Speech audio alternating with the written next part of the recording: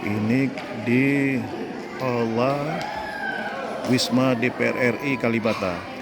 Di sini dibagi dua TPS, yaitu 45 dan TPS 46. Nah, coba kita lihat suasana di TPS 45 dulu.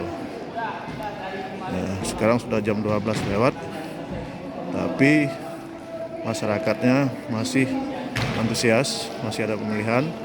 Ini kita ambil di TPS 45. TPS 45. Pemungutan suaranya. Nah, ini masih antri. Masih antri untuk memilih. Nah, ini suasana di TPS 45 Wisma DPR RI Kalibata. Nah, ini di TPS 46 Wisma DPR RI Kalibata. Nah, ini masih ada yang lagi daftar untuk memilih pemungutan suara. Nomor antrian 153. Nah, ini suasana di TPS 46 Wisma DPR RI Kalibata. Oke.